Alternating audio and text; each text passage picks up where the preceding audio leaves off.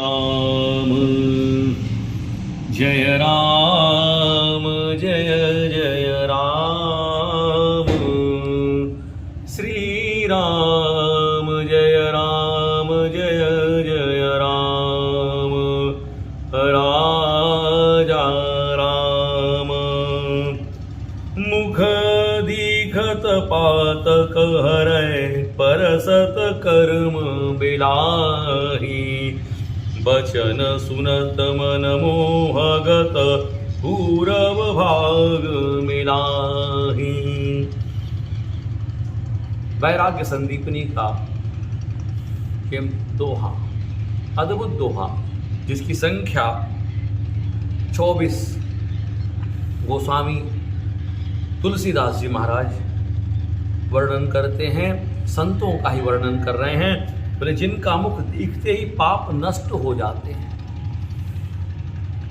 स्पर्श होते ही कर्म विलीन हो जाते हैं और वचन सुनते ही मन का मोह अर्थात अज्ञान चला जाता है।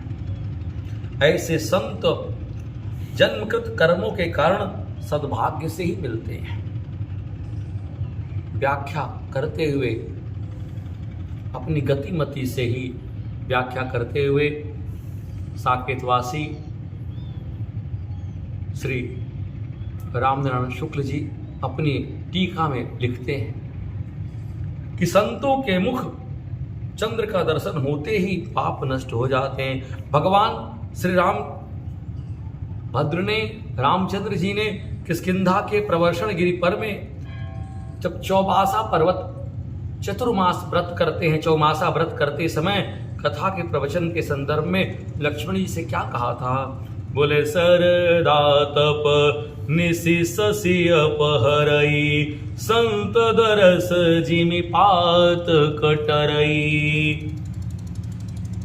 और भगवान ने उत्तरकांड में सनकादिक ऋषियों के मिलन के अवसर पर क्या कहा?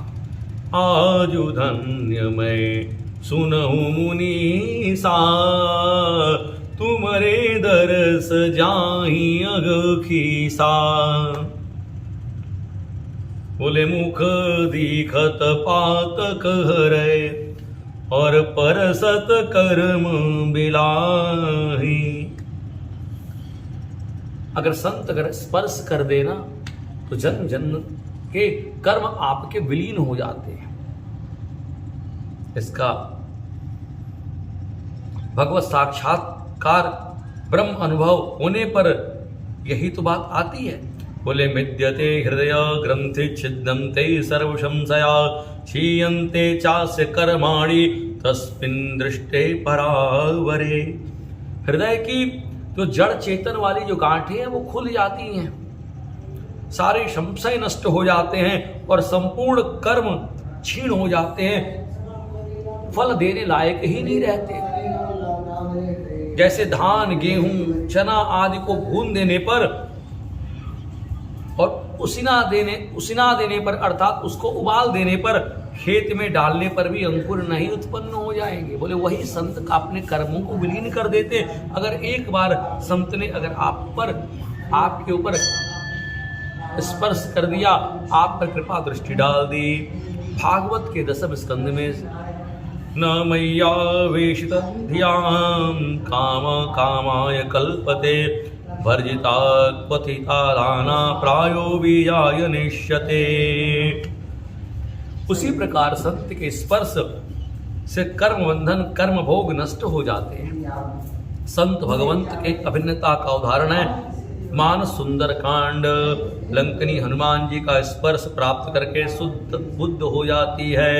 लंका में मकरी जो है घड़ियालिन दर्शन करने से, उनके स्पर्श से श्राप से रहित हो जाती है। उसका ही वचन है कि कपि तव दरस भयउ निस पापा मिटा तात मुनिवर कर सापा। और संतों का वचन, बोले वचन सुनत मन मोहगत पूरव भाग मिला। संतों का वचन अमोघ सदयुक्ति राम बाण की तरह चलता है। वह मोह राजा के सारे सेनापतियों को धराशायी कर देता है। गोस्वामी जी ने इसका वर्णन उत्तर कांड में लिखा, मानस उत्तर कांड में। बोले व्यापी रहूं संसार माया कटक प्रचंड, सेनापति कामादि भट दंभ कपट बाखंड। और तो और शोक संदेह भय हर्ष तम तर्जगण साधु सच्युक्त विक्षेतकारी, यथा रघुनाथ सायक निशाचर चमू निचय निर्दलन पट्टेव भाभारी। गोस्वामी जी युक्ति की परिभाषा कहते हैं कि धर्म में बाधा न पड़े, सरल उपाय से बड़े अर्थ की सिद्धि हो जाए, उसे ही युक्ति कहते हैं। जैसे गणित शास्त्र में भारी हिसाब लगाने की सरल पद्धति को क्या कहते हैं? गुरु कहा जाता है। यह वस्तु इतने रुपए मन लेता है तो एकाक छटाक कितने का दाम होगा, उसी का जो को गणित करने की जो विधि है उसी को युक्ति कहते हैं। बोले पुरैन सघन चारु चौपाई, जुगुति मंजुमनि सीप सुहाई। गोस्वामी जी कह रहे हैं साधु संतों की सदयुक्ति तो उनके वचन से ही सिद्ध होगी। जब बोलेंगे तो सदयुक्ति प्रकट करेंगे, अथवा उनकी सदयुक्ति प्रभावशाली होती है, वैसे ही उनके वचन उपदेश का भी महान प्रभाव होता है।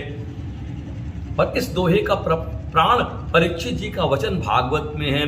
सुखदेव जी से कह रहे हैं येषां संस्मरणात् पुंसां सद्य शुध्यन्ति वै गृहा, किमु पुनर्दर्शनं स्पर्शं पाद शौचासना विधि, सानिध्यात् ते महायोगिन् पानकादि महान्त्यपि, सत्यो न सन्ति वै पुंसां विष्णोरिव सुरेर्तराः। हे सुखदेव जी, आप जैसे महात्माओं के स्मरण मात्र से ही गृहस्थों के घर तत्काल पवित्र हो जाते हैं। नित्य स्मरण करने का महान प्रत्यक्ष फल मिलता है। फिर तो दर्शन, स्पर्श, पाद प्रक्षालन और आसनादि का सुअवसर मिलने पर तो क्या कहना। महायोगिन जैसे विष्णु भगवान के सामने दैत्य लोग नहीं ठहरते, वैसे ही आपकी सन्निधि में बड़े बड़े पाप तुरंत नष्ट हो जाते हैं।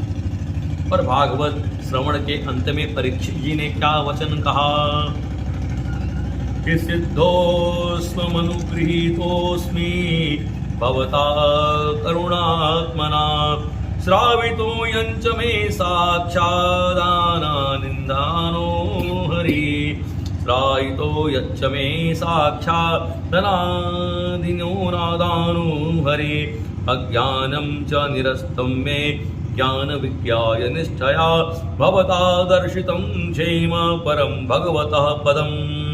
भगवान आप करुणा के मूर्तिमान स्वरूप हैं। आपके मुख पर परम कृपा करके अनादि अनंत एक रस सत्य तथा भगवान हरि के स्वरूप और लीलाओं का वर्णन किया गया है। आज मैं आपकी कृपा से अनुग्रहित और कृतकृत्य हो गया हूँ। आपके द्वारा उपदेश किए हुए ज्ञान विज्ञान में परिनिष्ठित हो जाने से मेरा ज्ञान सर्वदा के लिए क्या हो गया? नष्ट हो गया।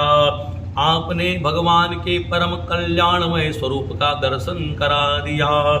फिर कह दिया इस चौपाई का पूर्व भाग मिला। बोले पूर्व के पुण्य प्रताप से ऐसे संतों का दर्शन और सत्संग से परमानंद की प्राप्ति होती है।